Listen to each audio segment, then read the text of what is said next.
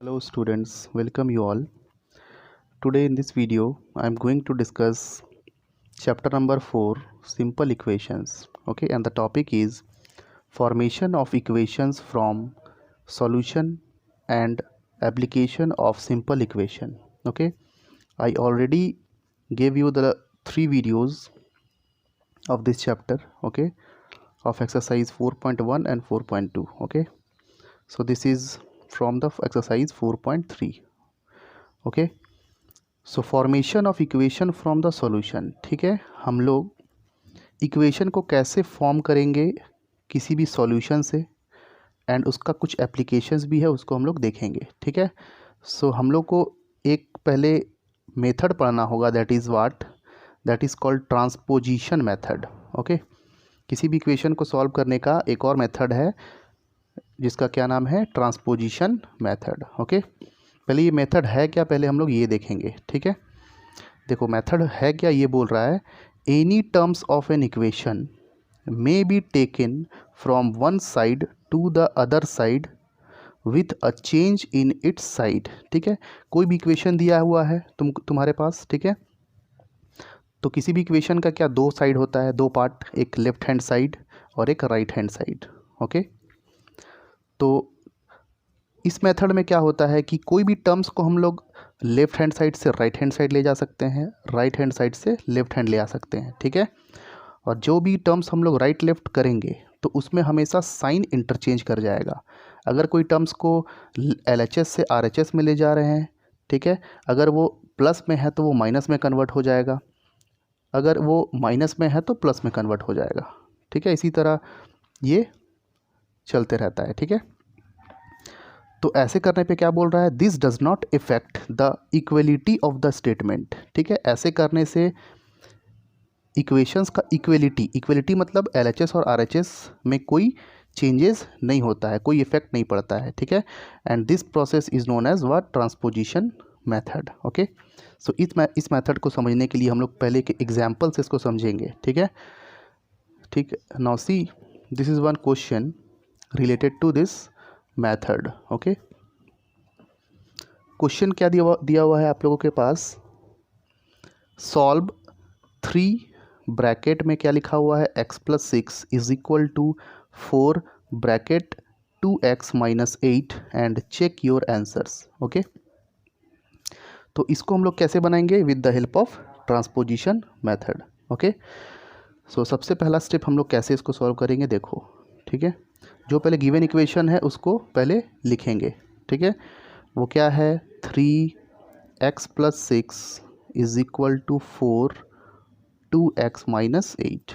Okay, ये 3 के बाद जो ये ब्रैकेट लगा है दैट मीन्स इसके बीच में ये क्या है, प्रोडक्ट है, मल्टीप्लाई है. इधर भी ये क्या हो रहा है, 4 into this part. Okay, multiply हो रहा है.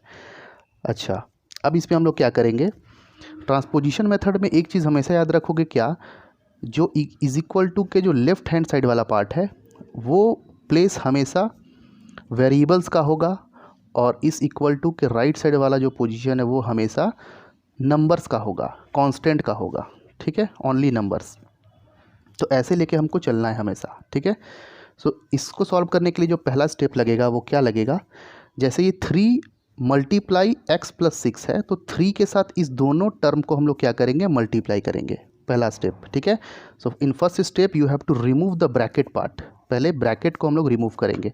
ठीक है, तो उसको सॉल्व करने का तरीका क्या है, देखो यहाँ पे जैसे 3x है तो 3 इंटू एक्स मतलब प्रोडक्ट हो रहा है, तो ये क्या हो जाएगा, that is 3x. Okay, 3 into x क्या हो जाएगा, 3x. इसी तरह ये प्लस है बीच में तो प्लस लिख दिए, 3 इंटू 6.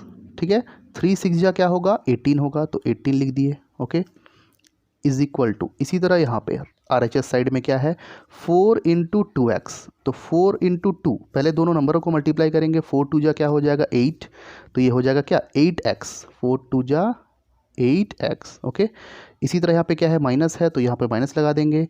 अब 4 इंटू 8 करेंगे, 4 8 जा क्या हो जाएगा 32, तो ये 32 हो गया.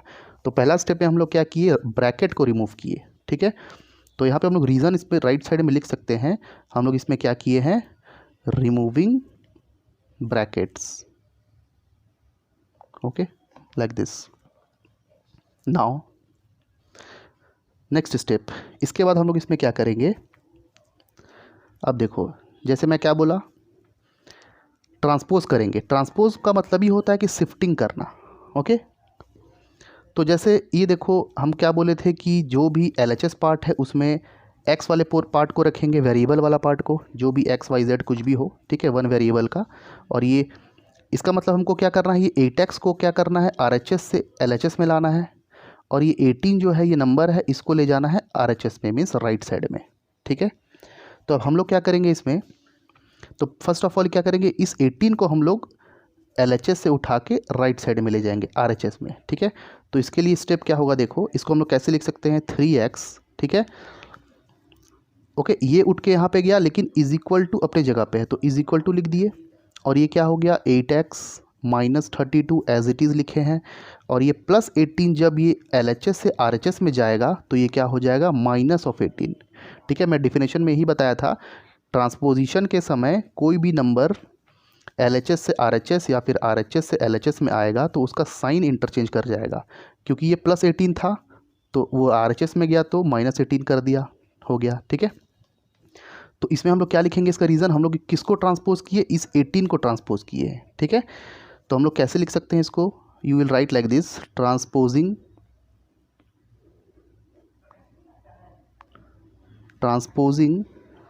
18 टू RHS। ठीक है, हम लोग 18 को ट्रांसपोज किए हैं कहाँ पे, RHS में। Okay, now see the next step,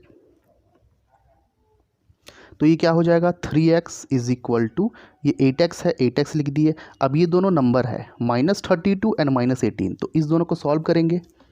ठीक है, तो बताओ ये क्या आएगा, माइनस माइनस क्या होता है, प्लस, तो प्लस करेंगे 32 प्लस 18 कितना हो जाएगा, दैट इज़ 50।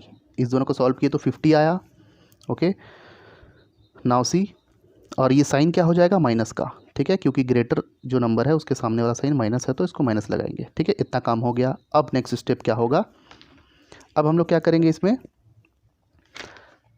अब ये जो 8x है इसको यहाँ से रिमूव करना है। ठीक है, मैं क्या बोला था कि जो भी वेरिएबल्स वाला टर्म्स है इसको उसको हमेशा लेफ्ट हैंड साइड में रखेंगे। ठीक है, अब हम लोग क्या करेंगे, नेक्स्ट स्टेप 3x है, अब 3x है, अब ये 8x है, तो ये तो पॉजिटिव में है, प्लस में है।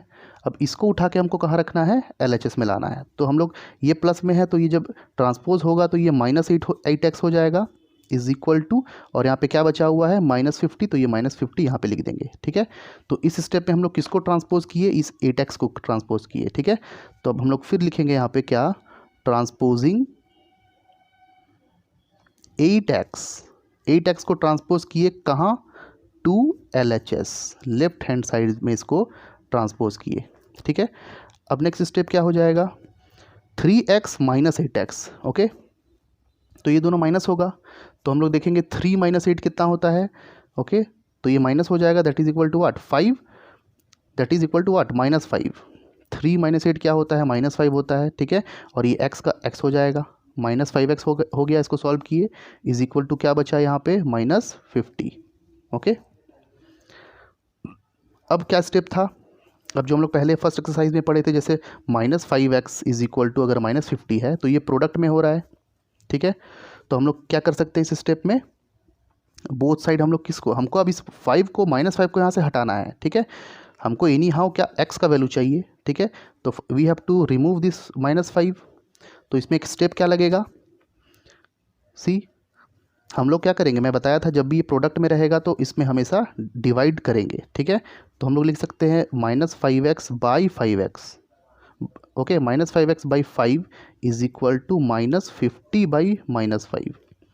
We have to what, dividing both side by -5। Okay, तो we have to write the step that dividing both sides by what, -5। Okay, this is the step. अब ये देखो -5 कैंसिल हो जाएगा। ठीक है, तो ये क्या बचा यहाँ पे, सिंपल x निकला, इज इक्वल टू, अभी देखो माइनस माइनस कैंसिल हो गया। ओके, न्यूमरेटर डिनोमिनेटर से। अब 5 10 जा 50 होता है तो हम इसको कैंसिल कर सकते हैं, 5 10 जा 50, तो x का वैल्यू कितना आ गया 10। ठीक है, तो मेरा फाइनली x का वैल्यू क्या निकल के आया 10, और यही जो x इज इक्वल टू 10 है वो इसी इक्वेशन का क्या है, सॉल्यूशन है। ठीक है, और इसको हमको चेक योर आंसर, तो हम लोग इसको अब चेक कैसे करेंगे, तो x का वैल्यू अगर 10 आ गया तो इसी वैल्यू को हम लोग इस क्वेश्चन जो इक्वेशन दे रखा है उसी में हम लोग पुट अप करेंगे, तो उसके बाद देखेंगे क्या कि LHS और RHS इक्वल आ रहा है कि नहीं। ठीक है, now see for checking, okay we have to now check it. x का वैल्यू क्या आ गया है, x इज इक्वल टू 10, तो नाउ सी अब इसको चेक कैसे करेंगे, यहाँ पे देखो। ठीक है, तो question we have to now verify it, so you will write like this check, okay check for x is equal to 10। ठीक है, तो हमारा क्वेश्चन क्या था, equation that is 3x plus 6 bracket is equal to 4 2x minus 8। x का वैल्यू 10 आया है, अब इस 10 को हम लोग कहाँ पुट अप करेंगे, इस दोनों साइड x के जगह पे। ठीक है, LHS में भी और RHS में भी। उसके बाद हम लोग चेक करेंगे LHS और RHS सेम आ रहा है कि नहीं, तो ये x हो गया 10, तो यहाँ पुट अप कर देंगे 10 plus 6 is equal to 4 2x। Okay, so 2 into 10, ठीक है 10 हम लोग यहाँ पे पुटअप करेंगे, तो 2 इंटू 10 हो रहा है, that is what, that is 20 minus 8। Okay, now C 3 of 10 plus 6 कितना हो जाएगा 16 इज इक्वल टू, ये 4 है, 20 माइनस 8 ये क्या हो जाएगा, 20 माइनस 8 कितना होता है 12। नाउ सी 16 इंटू 3, 16 3 जा कितना हो जाएगा 48 इज इक्वल टू 12 4 जा कितना होता है, मल्टीप्लाई हो रहा है इसमें, दैट इज़ ऑल्सो व्हाट 48। तो मेरा LHS और RHS दोनों इक्वल आ गया, तो इसमें हम लोग बोल सकते हैं क्या, yes it is verified. Okay, तो यहाँ पे क्या आ गया, this implies we can write LHS is equal to RHS। Okay, आ गया, तो लास्टली हम लोग क्या लिखेंगे, hence okay x is equal to 10 is the solution of given equations। okay, I hope you all understood this। okay, so equations हमको different types के दिए रह सकते हैं। ठीक है, आप लोग को उसको ब्रेक करके सॉल्व करना है। ठीक है, now see the next topic. अब हम लोग को क्या पढ़ना है, formation of equation from solution. ठीक है, अब तुमको सॉल्यूशन दिया रहेगा तो उससे तुमको इक्वेशंस को फॉर्म करना है। ठीक है, तो ये है क्या, देखो समझो, the reverse process of getting a solution from equation is called the formation of equation. Okay, understood, ये क्या है, रिवर्स प्रोसेस है of getting a solution from the equation. Okay, solution से हमको क्या सॉल्यूशन निकालना है, किससे, इक्वेशन से। ठीक है, अब चलो देखते हैं, इसी को समझने के लिए पहले हम लोग फिर एक एग्जांपल लेंगे, इसको अब सॉल्व कैसे करेंगे। क्वेश्चन इस तरह का रहेगा, convert the following solution into equation x is equal to 9। Okay, तो x इज इक्वल टू 9 क्या है, ये तो सॉल्यूशन है। x का अगर कोई भी वैल्यू दे रखा है दैट मीन्स व्हाट, वो किसी भी एक इक्वेशन का वो क्या होगा, सॉल्यूशन होगा, मतलब उस इक्वेशन को सॉल्व करने पे x का वैल्यू क्या आ जाएगा 9। ठीक है, तो हमको क्या करना है, इस सॉल्यूशन के हेल्प से हमको एक इक्वेशन बनाना है। ठीक है, तो उसके लिए कुछ स्टेप्स है, उसको समझना है। ठीक है, तो इसको बनाने का प्रोसेस क्या है देखो। ठीक है, अब हम लोग इसमें क्या करेंगे, सॉल्व करने का तरीका देख लो क्या है इसमें। सबसे पहला लिखेंगे गिवन, गिवन क्या दिया हुआ है, given equation solution is what, x is equal to 9, ये दिया हुआ है। ठीक है, अब हम लोग क्या करेंगे, ये इज इक्वल टू है, इक्वल टू के ये LHS है और इक्वल टू का ये RHS है। ठीक है, अब हम लोग इसमें एक स्टेप क्या लगाएंगे, okay, on multiplying both side by 2 और 3 any number. Okay, so you will write like this, on multiplying both sides by 2। ठीक है, अगर हम लोग LHS और RHS में दोनों साइड 2 से इसको मल्टीप्लाई कर दे तो क्या इस इक्वेशन में कोई फ़र्क पड़ेगा, कोई इफेक्ट पड़ेगा? नहीं पड़ेगा। क्यों? अभी हम लोग देखते हैं। तो LHS में मेरा क्या है, x है, तो हम लोग क्या करेंगे 2 इंटू एक्स लिखेंगे इज इक्वल टू, RHS में क्या है 9 है, तो हम लोग लिख देंगे क्या 9 into 2।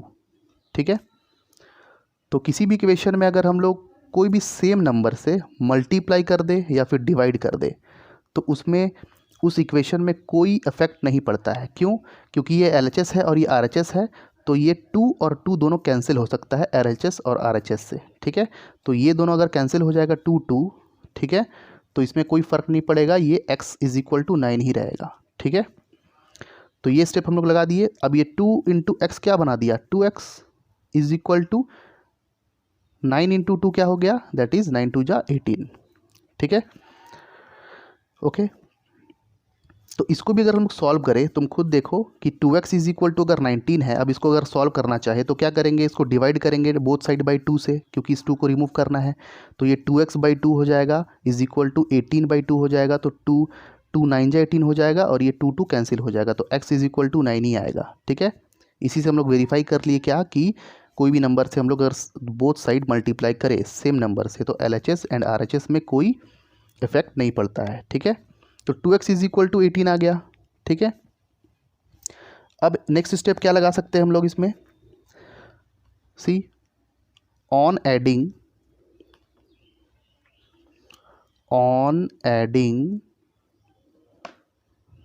Both, okay, on adding both sides by 2।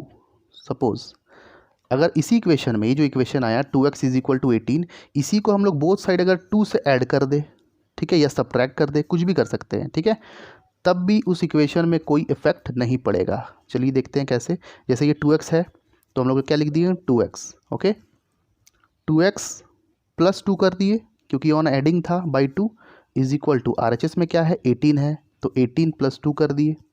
ठीक है, अब इसको सॉल्व करेंगे तो ये क्या आएगा 2x plus 2 is equal to 18 plus 2 क्या होगा, दैट इज़ 20। ठीक है, तो ये एक इक्वेशन आया। ठीक है, हम लोग इसको यहाँ तक भी छोड़ सकते थे, कोई दिक्कत नहीं था, लेकिन एक स्टेप और लगा देना on adding both side by 2, क्योंकि ये भी एक इक्वेशन फॉर्म कर रहा है। ठीक है, तो इसमें एक और स्टेप बढ़ा देना ऑन एडिंग या फिर ऑन सब्ट्रैक्टिंग। ठीक है, अब ये प्लस 2 यहाँ भी है, प्लस 2 यहाँ भी है।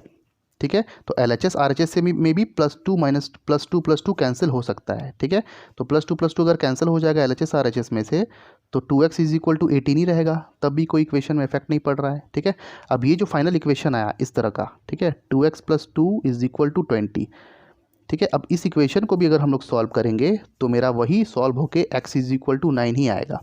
ठीक है, वेरीफाई भी कर सकते हैं हम लोग कैसे, देखो x इज इक्वल टू 9 है, अब 9 को ज़रा यहाँ पे पुट करके चेक करो, 2 इंटू 9, 2 9 जा क्या हो जाएगा 18, 18 प्लस 2 क्या होता है 20, तो 18 प्लस 2 20 LHS में आ रहा है और RHS में भी देखो 20 है, तो ये सेटिस्फाई कर रहा है। ठीक है, तो हम लोग लास्ट में क्या लिख सकते हैं, ओके, हेंस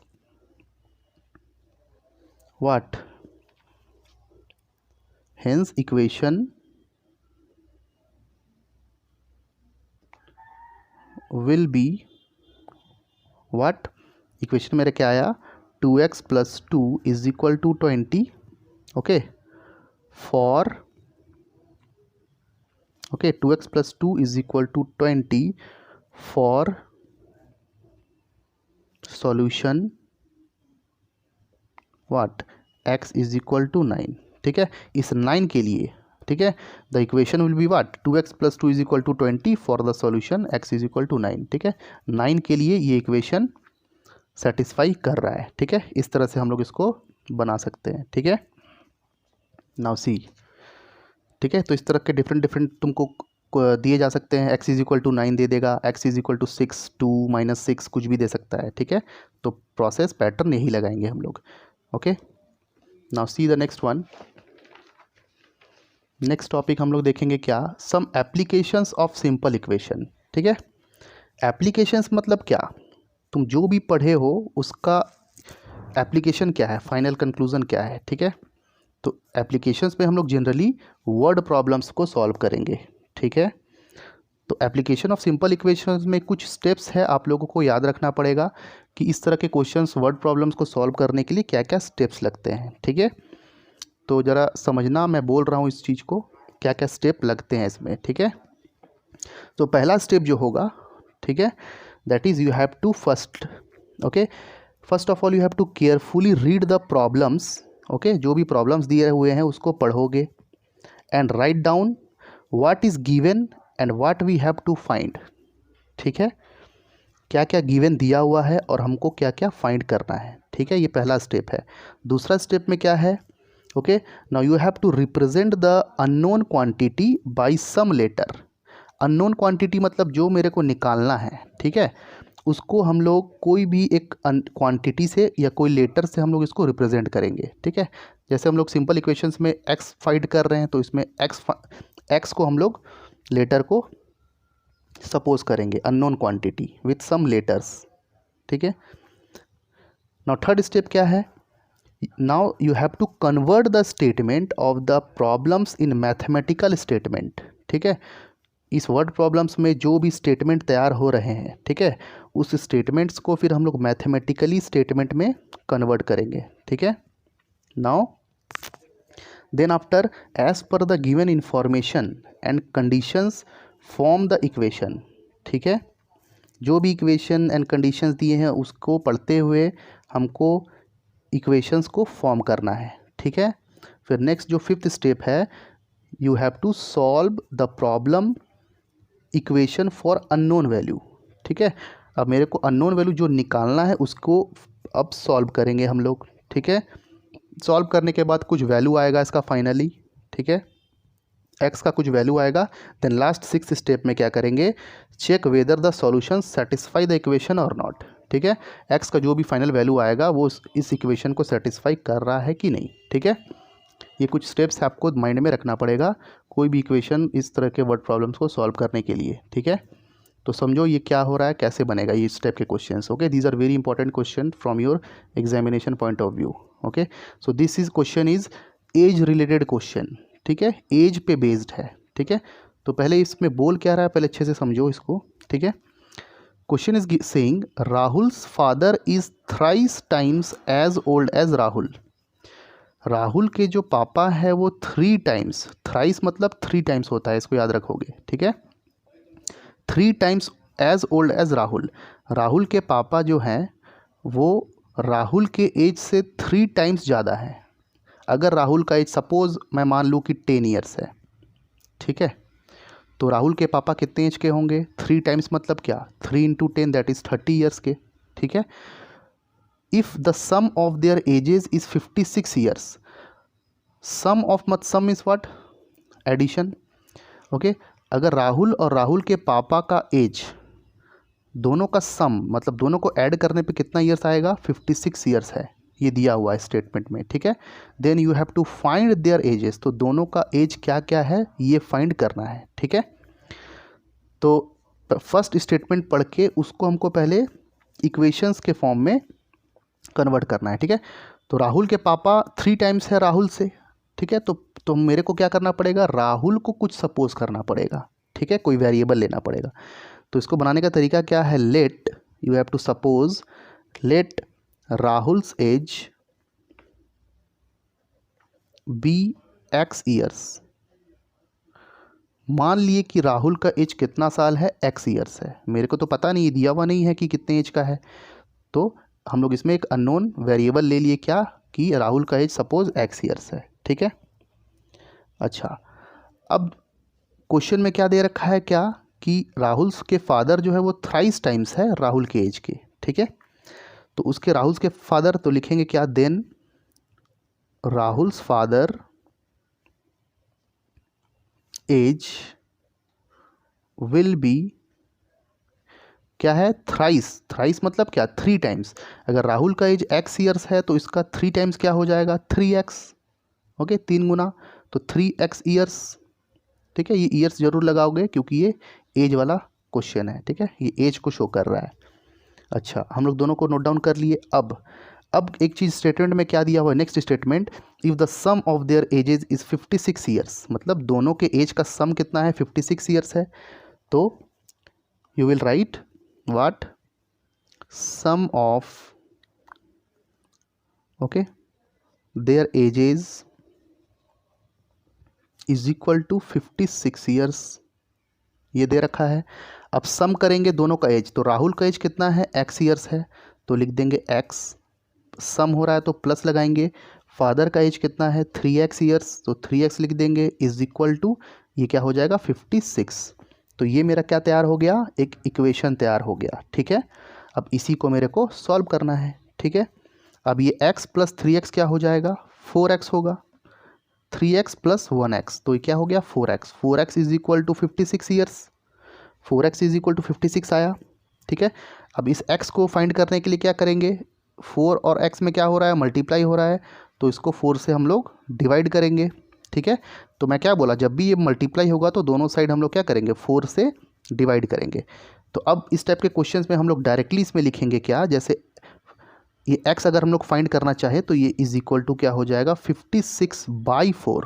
ठीक है, क्योंकि ये जब प्रोडक्ट में रहेगा तो ये जब दोनों साइड डिवाइड करेंगे 4 से, तो ये 4 कैंसिल हो जाएगा और ये 4 इसके नीचे आ जाएगा। ठीक है, हमेशा याद रखोगे, जब भी 4x इज इक्वल टू 56 इस फॉर्म में कोई भी इक्वेशन रहे, तो जब इस x को निकालेंगे तो ये 4 जो है ये उठ के कहाँ आ जाएगा, इसके डिनोमिनेटर में आ जाएगा। ठीक है, इसके नीचे। अब हम लोग इसको कैंसिल कर सकते हैं 4 के टेबल से, 4 1 जा 4, यहाँ पे 5 है। ठीक है, 4 1 जा 4 हो गया, यहाँ पे 5 है तो कैरी 1 चला जाएगा, 16 हो जाएगा, तो 4 4 जा 16, तो x इज इक्वल टू 14 आया। ठीक है, तो x का वैल्यू 14 आया, दैट मीन्स व्हाट, हम लोग x किसको माने थे, राहुल के एज को x ईयर्स माने थे, तो इसका मतलब क्या, ये जो x 14 आया ये किसका एज है, राहुल का एज है। तो lastly will write therefore age of Rahul is equal to what, 14 years. अच्छा, एज आ गया 14 ईयर्स, अब उसके फादर का एज भी निकालना है। ठीक है, क्वेश्चन में गिवन क्या है, फाइंड देयर एजेस, दोनों के एज को निकालना है। ठीक है, राहुल का एज निकल गया 14 and you will write age of Rahul's father, Rahul के फादर का एज क्या था, 3x। ओके, सो 3 लिख देंगे यहाँ पे, और x का वैल्यू मेरे पास कितना है, 14 है, तो 14 यहाँ पे इसके साथ क्या हो जाएगा, मल्टीप्लाई हो जाएगा, 3 × 14, सो 14 3 जा कितना होता है, that is 42। Okay, so 42 years. इससे ये पता चला क्या कि राहुल का एज 14 ईयर्स है और उसके फादर का एज कितना है, 42 ईयर्स है। और इस स्टेटमेंट में एक चीज़ और दिया हुआ था क्या, कि वो उसके 3 टाइम्स है। ठीक है, राहुल के फादर उसके 3 टाइम्स हो रहे हैं कि नहीं, चेक करो, 14 का 3 टाइम्स हो रहा है 42, क्योंकि 14 3 जा 42 होता है। ठीक है, इससे ये वेरीफाई हो गया। और दोनों का एज भी देख लो 56 हो रहा है कि नहीं, स्टेटमेंट में दिया हुआ था सम ऑफ देयर एजेज इज़ 56, तो 14 + 42 करेंगे तो 56 आ रहा है, तो ये भी सेटिस्फाई कर रहा है। ठीक है, तो ये जो इसको जो वेरिफिकेशन है इसको तुम लोग खुद माइंड में भी कैलकुलेट कर सकते हो। ठीक है, so these are the required answer. Okay, so in this way there are different type of questions you will get in your books, okay, or any reference book. Okay, so now you will practice some questions from the NCERT. Okay, students, thank you.